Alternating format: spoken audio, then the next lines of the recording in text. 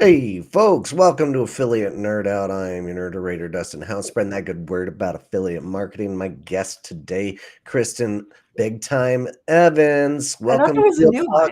Friday. I couldn't remember it, so you keep your old one until I can remember. Oh, Or let's until I earn another new one. yeah, we'll figure it out. Man, it really bugs me that I can't remember what it was, but anyway, how's the week going? It's been a week. It's been a Really? week. Yeah, I mean, I think that there's a lot of kind of shakiness with some brands out there. And so I've found that churn is a little bit higher right now than I would like or anticipate before the holidays, and especially in Q4. So that's made the week interesting. Oh yeah. I'd like to meet the person that enjoys churn. Like, who is this glutton for punishment? I don't I mean, know. I think some agency owners do actually like set up the burn and churn kind of situation, like just go by volume. But, that's not how I do. I'm kind of a loyalist and I like to keep people around for as long as possible. And, Yeah, I mean, that's kind of the goal of being a small agency too, is like just taking on a few clients so that I can do really good work on just a few. But that always makes, offboarding a little bit of a tenuous situation. yeah, I hear you. Well, unfortunate news to hear. But what is proper? Like, I don't know exactly what to do with churned clients. I mean, I've had them before. It's just, uh, you do your best up until the time you're still getting paid, obviously. But well, any tips for the folks out there that are churning? Yeah, I mean, I think that, one of the biggest things is to remember it's business. Like, it's not Okay. always personal unless you've really, really messed up the situation, in which case it might be personal. But at the end of the day, it's business. It's, coming back to business decisions, whether it's like they're focusing on a different tactic or a different model, or they run out of budget, which I've seen before. There are various ways that a brand may handle it, and sometimes they don't always handle it super graciously. Like there's certainly been instances of like, give me all of these 45,000 things within the last week, and like really breathing down, an affiliate manager's neck to get stuff done. And then there's other brands that just like ghost. But then there is, kind of the ideal offboarding situation, which I would say is still very much a partnership. It's very much, a client affiliate manager relationship where you are working together up until, that very end. But part of it is working to communicate like, these are the things that I've done in your program. These are the things that are outstanding, that, are pending. And here are the things that we had discussed going forward. And here's the best way to approach those things. Sometimes, sometimes clients are taking things in-house, sometimes they're taking it over to another agency. Regardless of either of those situations, my number one tenet, just like it is, all of the time, is communication is kindness. This is, as we say all the time, a very relationships based industry.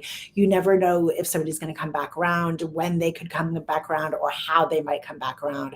And so even in these kinds of, fired up or charged situations where, you're going different ways, it's best to handle it with a level of grace and a level of decorum.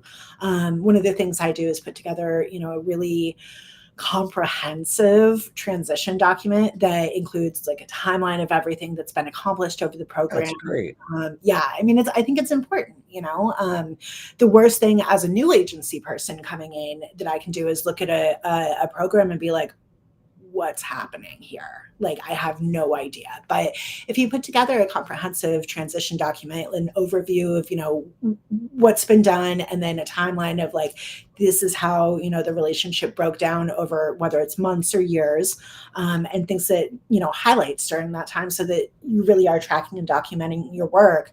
But then you're also giving whoever's coming into the role, whether it is a new agency or whether it's, an in-house affiliate manager, you're giving them a toolkit to be able to continue the work, or, be able to pivot on what hasn't worked without just coming in completely blind. And to me, that's when people at brands back for me. Sure. They might go to a different brand, but they'll be like, oh shit, Christen offboarded like really well, like the communication was there. That maintains that relationship, which I think is, ultimately very, very important at the end of the day.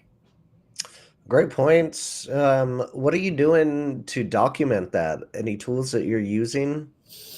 I really wish there was like a really good tool, but we use kind of a combination of, the call notes and meeting notes that we've had over the years. Just keeping really good, call notes is a big part of it. And having those monthly reports, everything that goes into our monthly report, we can kind of break it out into like, oh, these were the wins for these months or whatever, because we're very detailed in the way we do our reporting, that like, it's an easy reference back to it. So I do wish there was something a little bit more automated because it's very manual. It is going back through emails and going back through call notes and meeting notes and reports and all that to find those details. But it helps. It just helps foster that relationship regardless. Yeah. I'm I'm going through a practice right now. I've got an automation coach. His name's Jonathan Greed, and shout out to him and all the great things he's helping me do. And that's one of those things that you can do with AI at this point. Like, take all the meeting notes that are already being generated by AI from your meeting note taker, Mhm. and then send that into whatever document you want for a later time, or roll that up into a report like you're using with Affluent, combine the two and be able to send these things in an automated fashion. This seems like a good fit. Yeah. Of a solution there. And I agree, like the offboarding portion of this, having a good light, and whoever you're passing that job off to is going to send clients your way in the future anyway. So if you're helping them out. Well, and it's not just for the brand too. It's also for the affiliate relationships. I mean, affiliates, on the back end have no idea what's going on with the brand, with the managers, with the agencies. Like, when I was affiliate, one of the worst things that would happen is like every, few weeks or whatever, it'd be like, here's your new point of contact for this program. And like, my favorite automated note-taking tool. I love TLDV, Stephen. Nick Marchese introduced me to it actually, but it does video and then it transcribes your video. And my favorite part is you can go in and say, what are the action items? And it'll like collate and bullet the action items for each person in the meeting, which is really easy to send out for meeting notes, follow-ups and all that. TLDV by far is my fave. That's But Dustin might have another one. I mean, you have an affiliate link. I feel like I should put it up there, but I don't, but you should be an affiliate. probably. No, I use a free one. It's Fathom. It records the video. It breaks down the notes. It even gives me a little mention up the top of like, hey, you're talking too much, or you're absorbing this much of the conversation, which I like because I can get carried away every once in a while. Like, almost sounds as cool as Nick Marchese. Nobody's ever said no, it's not a real quote. don't lie to people, Stephen. Stephen, you're welcome to come join us. Go to dustinhounds.com/join, and you can join the party Hop here. on in. Yeah, hop on in. So great points about offboarding, and what a weird time for that as well, being it's Black Friday, and it just seems like maybe a better time is December Q1 to like push things back.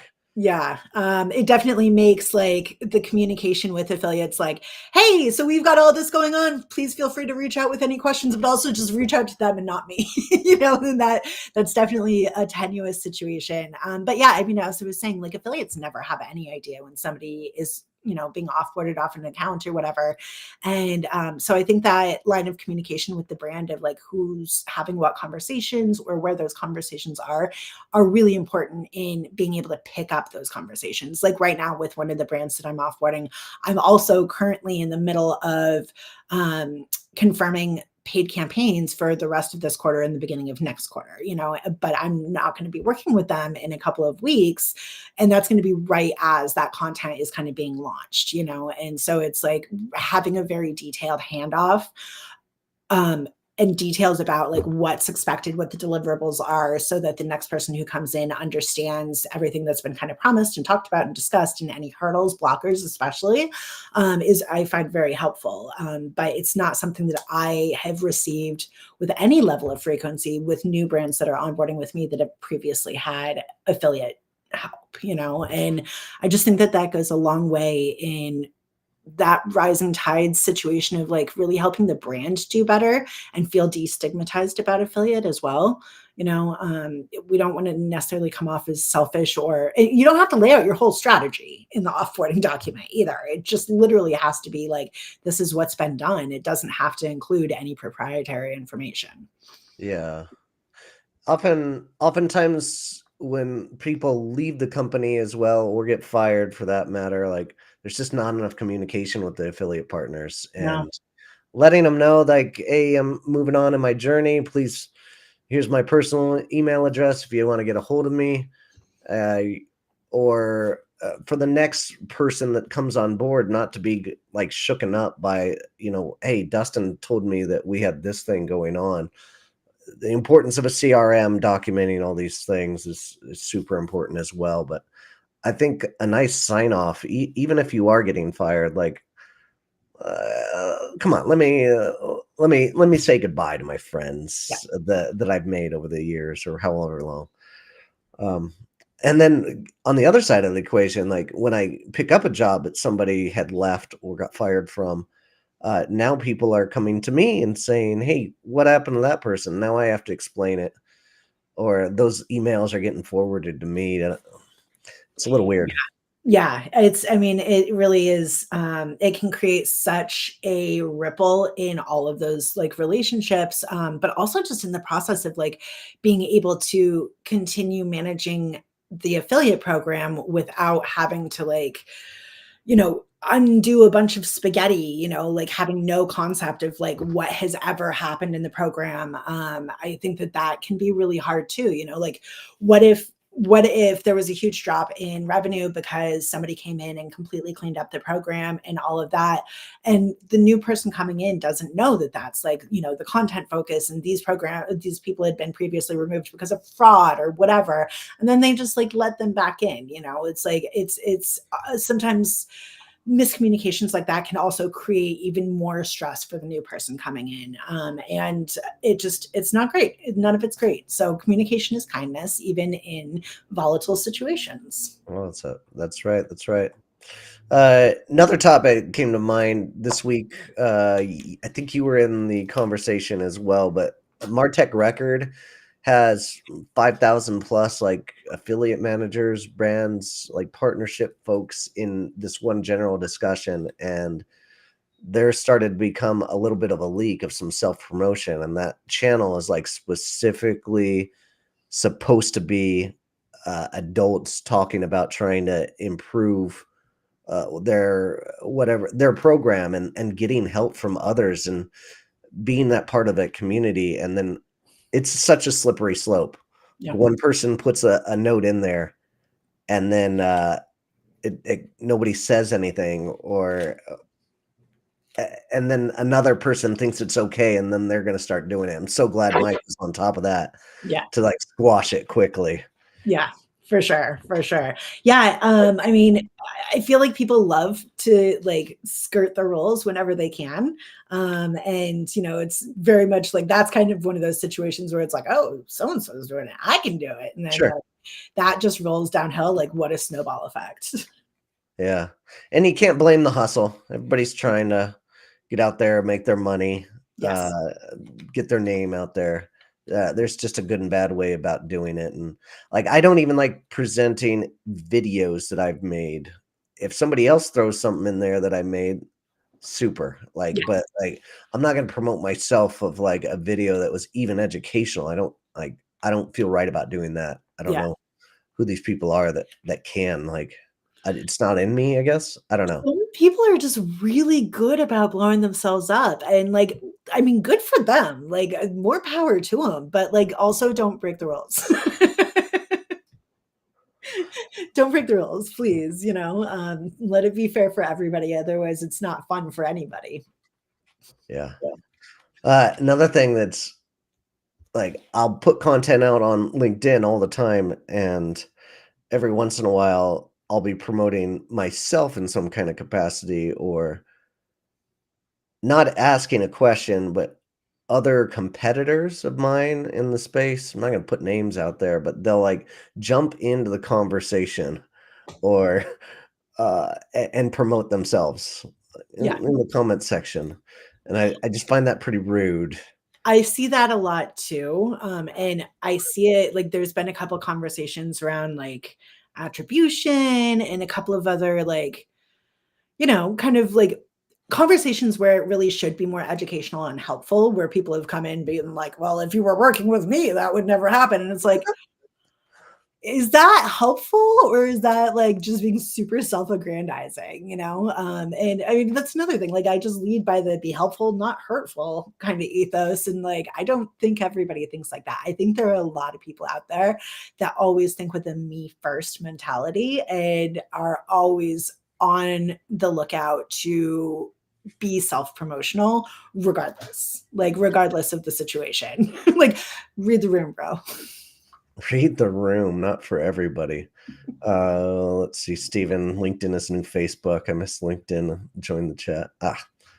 How did you miss it, Steven? It was literally on the screen. DustinIsles.com/join. It's not hard. But we're wrapping up here anyway, Steven. Sorry you missed us. We usually make these short on Real Talk Fridays. Real Talk Fridays. I forgot to turn my chair around and put my hat on backwards. Damn it. You even have that in your social post. Like, come on, Dustin. The hats are right there too. Dang it. Let's keep this roll up. Let's keep doing this every Friday. Let's say 1:00 sounds like 1 Pacific time. Yeah. If anybody wants to join, I'm gonna have a link up there, and you can come in and talk about any problems, qualms, issues, hurdles, whatever you want to do. Come and hang out. We'd appreciate you. We also celebrate wins. It doesn't have to be negative. It can be positive too. See, this is how you don't promote yourself. You just let somebody else do it. Yeah, that was literally perfect. Thanks for being a client. Thanks for the promotion. We appreciate you, buddy. Until next time, keep on recruiting, and we'll see you out there. Have a good weekend.